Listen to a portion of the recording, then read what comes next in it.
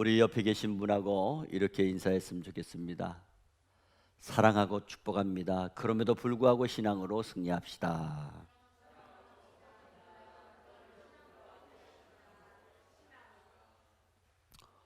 오늘 말씀의 제목은 그럼에도 불구하고 신앙이라는 제목으로 함께 은혜를 나누려고 합니다. 우리가 신앙생활을 하면서 이 세상을 살아간다고 하는 것은 언제나 순탄하거나 그렇게 쉽지가 않습니다. 물론 우리가 신앙생활 하면서 신앙생활 때문에 겪어야 될 어려움과 힘든 문제들에 대해서 어느 정도는 이해를 하고 받아들이고 또 인내하게 되는 것을 잘 알 수가 있습니다. 하지만 이성적으로 도저히 이해가 되지 않고 너무 힘들고 받아들이기 어려운 것은 선보다 악이 더 흥하는 것이 나타나기 때문입니다. 악을 행하고도 아무렇지도 않게 행하는 정도가 아니라 오히려 악인이 더 잘되고 더 형통하게 되는 것을 볼 때에 정말 참으로 참기 힘들고 이해의 척도가 조절이 되지 않아서 우리에게 마지막 가지고 있는 자신감마저도 상실할 때가 많이 있습니다. 여러분, 창세기에 나오는 요셉에 대한 이야기를 잘 알죠. 요셉이 형들에게 당했던 그 억울한 일들을 자세히 생각해 보면요, 과연 그런 일이 있을 수 있을까? 여러분, 형님이 뭡니까? 형이 우리가 일반적으로 생각하는 형은 동생을 돌보아주고 또 동생이 필요한 것을 주기도 하고 늘 손해보는 게 형 자리 아닙니까? 그런데 요셉의 형들은 손해를 보는 게 아니고 동생을 괴롭히고 죽이려고 하고 심지어 노예로 팔아먹었다는 거예요.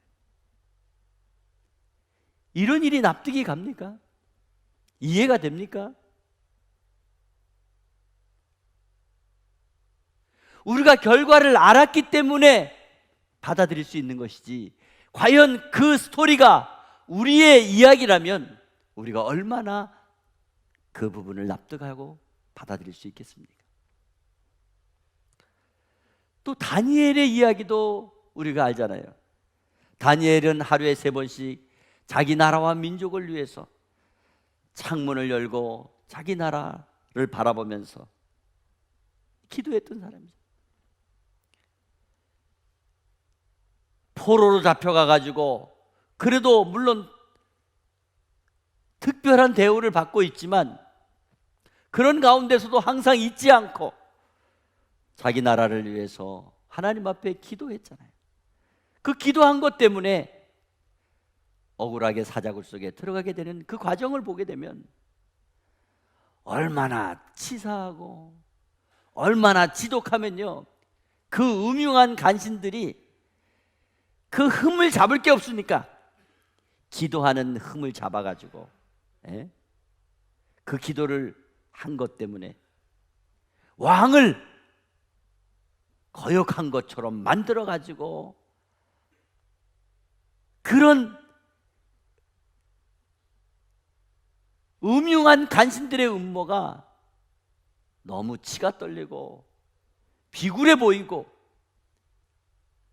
경계 없는 악의 그 흐름의 현장을 보면서 너무 가슴이 아픈 이야기라고 생각이 됩니다. 결국 우리가 결과를 알고 있는 성도이기에 살아계신 하나님의 섭리와 뜻이 있다는 것을 기대할 수 있겠지만 전혀 그런 과정을 모르는 냉혹한 현실 앞에 빠져 있다면 과연 우리는 얼마나 버티고 얼마나 견딜 수 있을까요? 과연 우리의 삶의 현장이 이렇게 흘러가고 있다면 우리는 어떤 태도로 일관해야 될지 생각을 해 봐야 된다는 것입니다. 요즘 우리가 살아가고 있는 현실, 그렇게 만만치 않잖아요. 지난 주간에 청년 다니엘 기도를 하면서 청년들의 문제와 애환들을 우리가 생각해 보지 않았습니까? 청년들의 문제가 뭐예요? 취업. 네, 취업. 대학을 졸업하면서 빚진 것이 있잖아요. 또 취업이 안 되니까 결혼도 못하게 되고, 결혼도 못하니까 결국 자녀를 낳을 수 없고, 이런 청년들이 생각할 수 있는 건 뭐예요? 지금 당장 어떻게 이 상황을 회피할 것인가? 피해 나갈 것인가? 코로나로 인한 그 어려운 시련도 있지만 현실이 뼛속까지 아프게 하는 그런 상황을 우리가 지나면서 얼마나 더 아무렇지 않게 살아야 되는가 하는 것입니다. 정치적으로도 불의를 행한 자들이 뻔뻔함과 아무 일도 없었던 것처럼 합리적으로 표현을 하고 분명히 지나치다고 여길 만한 그런 문제임에도 불구하고 그 결과는 언제나 솜방망이 판결로 일관되어지는 것, 정치적인 잣대를 보면서 오히려 의로운 자들의 무능함과 연약함이 드러나는 것 같아서 영적으로 많이 흔들릴 때가 얼마나 많습니까? 이럴 때 우리는 그럼에도 불구하고 신앙을 생각해 봐야 할 것입니다. 오늘 본문 말씀이 바로 그런 내용을 우리에게 해답으로 주고 있는 말씀입니다. 오늘 본문 말씀의 서두에 보면은 악인의 번영과 의인의 고통을 배경으로 하여 쓴 비탄시로 시작됩니다. 그러나 점점점 가면서 결론적인 대답이 하나님의 사랑으로, 하나님의 은혜로, 의인의 편에 서서 해결해 주신다는 것을 말씀하고 있습니다. 오늘 본문 말씀은 전체적으로 악인이 형통하는 듯한 그릇되고 모순된 현실 속에서 억울하고 납득이 가지 않는 그런 의인의 처한 모습이 되더라도 그럼에도 불구하고 신앙으로 끝까지 하나님 편에 서서 인내하고 나아갈 때 하나님께서는 마땅히 경외하는 삶을 살아가는 모든 사람들을 반드시 악인의 형통의 의미가 아무 의미가 없다는 것을 보여주게 될 것이라고 말씀하고 있는 것입니다. 그러므로 하나님을 진실로 의지하고 믿는 사람들은 악인들이 잘되고 악인들이 평탄한 것을 보고 위축이 되거나 실망을 하지 말고 성도로서 취해야 될 신앙의 모습에 대해서 생각해 봐야 된다는 것입니다. 그러면 그럼에도 불구하고 신앙은 악인의 형통함을 보고 어떤 신앙의 태도를 취하며 살아야 될까요? 세 가지로 말씀을 드립니다. 첫째로, 그럼에도 불구하고 신앙은 악인이 잘 되는 것을 보고 불평하지 않아야 된다는 것입니다. 여러분, 오늘 본문 1절 말씀에 보니까 악을 행하는 자들 때문에 불평하지 말며 불의를 행하는 자들을 시기하지 말지어다. 계속해서 보면은 그들은 풀과 같이 속히 배임을 당할 것이며 푸른 채소같이 쇠잔할 것이므로다. 자, 이 말씀을 보면 악을 행하는 자들이 더 잘되고 아무 문제가 없고 건재하고 계속적으로 잘되는 것처럼 보여진다고 하더라도 불평이나 불만을 갖지 말라는 말씀을 하고 있습니다. 우린 일반적으로 악을 행하는 사람들을 보면요, 다 벌을 받든지 잘 안 돼서 망하든지 반드시 인과응보의 결과를 치러야 된다고 생각할 때가 많잖아요. 네. 제가 어렸을 때는 그랬어요. 나쁜 사람, 좋은 사람, 나쁜 나라, 좋은 나라, 네. 그렇게 그래서 일본은 나쁜 나라, 우리나라는 좋은 나라, 저 북한도 나쁜 나라, 저 중국 나쁜 나라, 우리는 좋은 나라. 그러니 어떤 생각을 했겠어요? 나쁜 나라는 잘 안 돼야 된다고 생각해요. 그런데 나쁜 나라가 잘 되고 좋은 나라가 힘들고 어려울 것 같아. 그때는 마음이 속상한 거예요. 속상.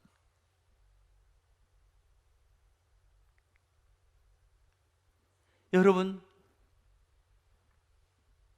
문제는 그런 일이 있는데 아무 일도 없었던 것처럼 악인이 저 잘 되는 것을 보고 살아야 된다는 거예요. 왜? 왜 아무 문제가 일어나지 않느냐고 속상해 한다는 거예요. 그러나 그럼에도 불구하고 신앙은 불평하지 않아야 된다는 것입니다. 왜? 우리가 불평을 해서 그런 문제가 해결된다고 한다면 여러분 얼마든지 불평하시기 바랍니다. 그러나 악을 행하는 자들이 잘 되는 것은요, 우리가 불평한다고 해서 해결되는 게 아니에요. 오늘 성경은 이렇게 말씀하죠. 그들은 풀과 같이 속히 배임을 당할 것이며 푸른 채소같이 쇠잔할 것이며. 여러분, 우리가 어디 가다가 예쁜 꽃을 보거나 또 맛있는 과일이 맺힌 그런 나무들을 보면은 그런 거 우리가 심고 싶어 하잖아요. 네. 우리 교회에도 보니까 블루베리를 몇 송이 해놨는데 아주 잘 열려요. 그러면 우리 유치부 아이들이 가서 따먹기도 하고 어른들도 심지어요 새가 와서 먹더라고요. 새가. 여러분, 그런데 여러분들 혹시 들에 있는 이 풀이 멋있게 그냥 쫙, 야, 저 풀 갖다가 우리 집에 심어야지, 그러고 갖다가 심는 분이 계십니까? 없잖아요. 그거 이제 조금 있으면 다 시들시들해서. 마찬가지. 창조주 하나님을 떠나서 악을 행하는 자들이 자기 뜻대로 척척 잘 돼서 악한 일도 서슴없이 행하고 그래서 아무 문제 없이 잘 먹고 잘 사는 것처럼 보이지만요, 때가 차면요 다 시들어 버리는 거예요. 네? 우리 눈에 보이지도 않는 거예요. 결과가 그런 거예요. 쇠잔하게 된다는 거예요. 그러므로 우리의 믿음의 사람들은요, 우리가 받는 고난이나 핍박, 우리 믿는 자들은 고난이나 핍박이 뭐냐? 영광의 씨앗이에요. 영광의 씨앗이야. 우리가 장차받을 영광에 비하면 지금 우리가 겪고 있는 억울함이나 비현실적인 핍박이 영광의 씨앗이라는 것입니다. 그러므로 우리는 그럼에도 불구하고 신앙으로 악인이 잘 되는 걸 보고 부러워하거나 불평하지 말고 우리의 신앙을 지켜 나아갈 때에 하나님이 반드시 승리하게 하실 줄 믿으시기 바랍니다. 두 번째, 그럼에도 불구하고 신앙은 끝까지 하나님을 의뢰하고 선을 행하라는 겁니다. 오늘 보면 3절에 여호와를 의뢰하고 선을 행하라, 땅에 머무는 동안 그의 성실을 먹을거리로 삼을지어다 말씀했습니다. 우리 하나님께서는 거룩하시고 의로우사 죄가 없으신 유일하신 분이십니다. 그런 분을 전적으로 의뢰하는 사람은 그분의 뜻대로 살아가되 성실을 먹을거리로 살아가라고 말씀하고 있습니다. 성실이 뭐예요?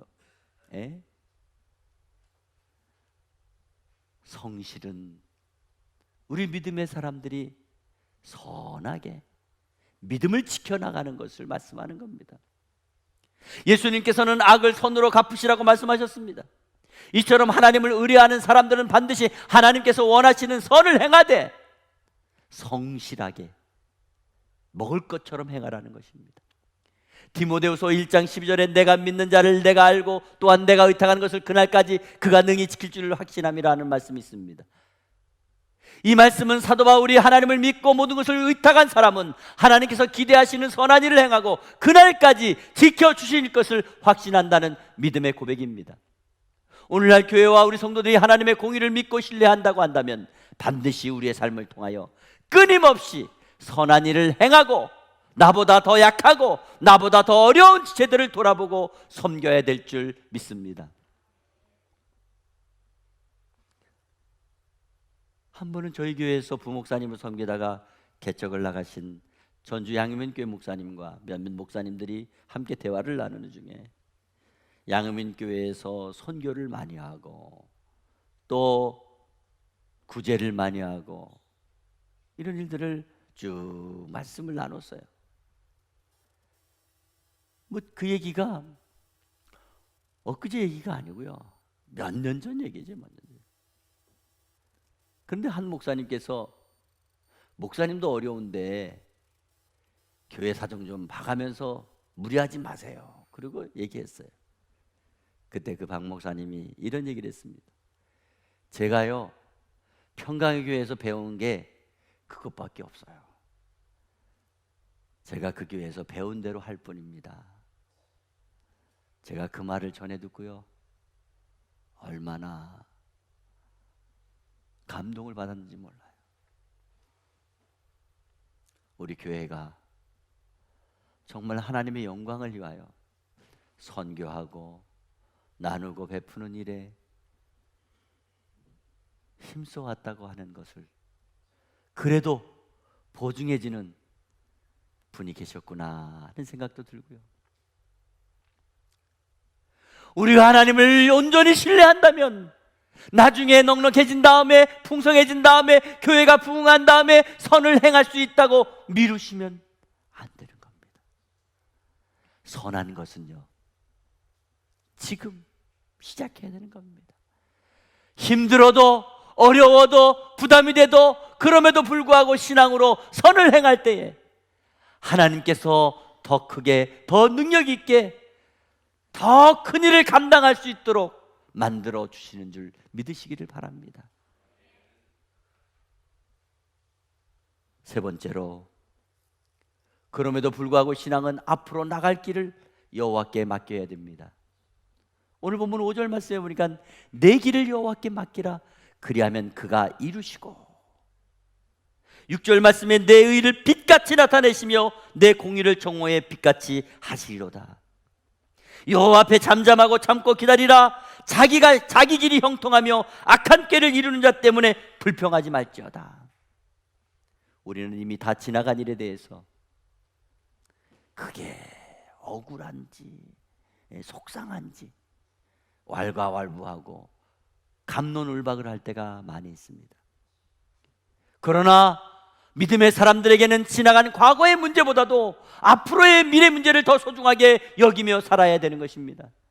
사실 사람들은 당장 바로 앞에서 어떤 일이 일어나게 될는지조차 아무도 모르지 않습니까? 잘 되어야 된다고 생각했는데 잘못되는 일이 있고, 또 오히려 잘 되지 말아야 되는데 잘 되어서 그에게 차질이 생기는 경우가 있지 않습니까?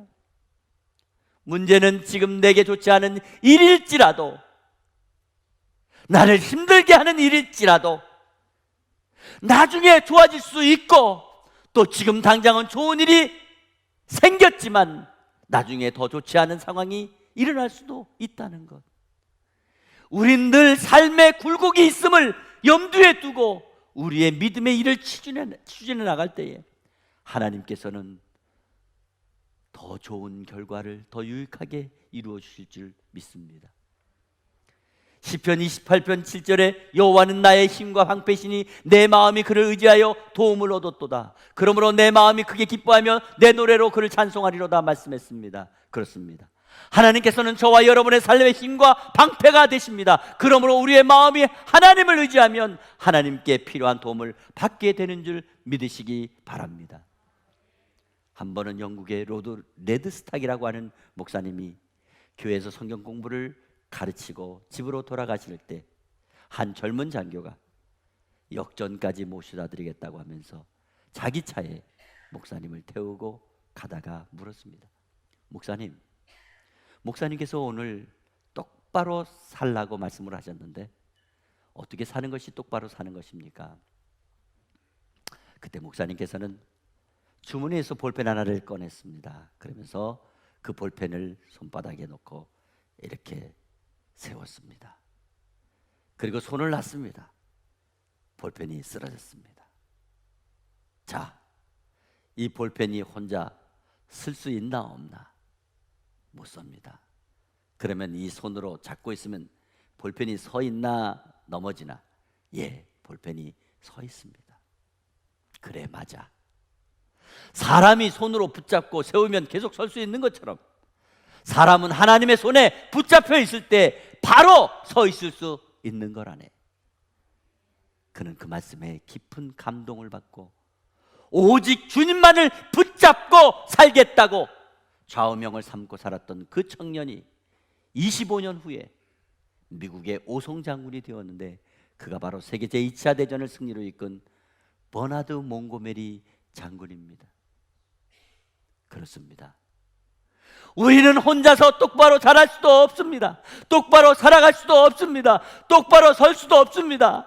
우리의 상황이 우리가 생각했던 그 이상으로 힘들어질 수 있습니다. 더 어려워질 수 있습니다. 전혀 우리의 이성으로는 이해가 안 되는 그런 상황이 펼쳐질 수 있습니다. 그러나 우리가 하나님의 손에 붙잡혀 있으면 똑바로 서서 잘 살아갈 줄 믿으시기 바랍니다. 잘 버티고 잘 견디고 승리하게 될 줄 믿습니다. 그러므로 주님께 붙잡혀 살아가시기를 바랍니다. 하나님께 붙잡혀 사는 인생이 세상을 이길 수 있습니다. 세상에서 바로 설 수 있습니다. 승리할 수 있습니다. 그러므로 우리의 인생이 하나님의 손에 붙잡혀 행복한 신앙의 삶을 살아갈 수 있기를 바랍니다. 사랑하는 성도 여러분, 지금 우리가 살아가고 있는 코로나 상황은요, 언제 끝날지 몰라요. 이것은 우환이고 악질입니다. 마치 악이 흥하는 사태와 같습니다. 그러나 하나님께서는 저와 여러분의 삶과 생명의 주인이 되시는 줄 믿습니다. 우리가 아무리 힘들고 억울한 일이 있다 하더라도, 그래서 화가 나고 힘들어도 불평하지 마시기를 바랍니다. 실망하지 마시기 바랍니다. 절망하지 마시기 바랍니다. 좌절하지 마시기 바랍니다. 하나님께서 저와 여러분의 힘이 되시고 방패가 되시고 피할 바위가 되실 줄 믿습니다. 앞으로 남은 저와 여러분의 생애가 하나님을 의지하고 붙잡히기만 하면, 그래서 그분의 손에 확실하게 붙잡혀 있으면 하나님께서 저와 여러분의 인생을 반드시 승리하게 할 줄 믿습니다. 우리는 이 어려운 시기에 그럼에도 불구하고 신앙으로 절대자 하나님을 굳게 의지하고 붙잡힌 바 되어서 하나님께 이끌어 주시는 복된 인생이 되어 승리하는 은혜가 있기를 주 예수 그리스도의 이름으로 축복합니다. 축복합니다.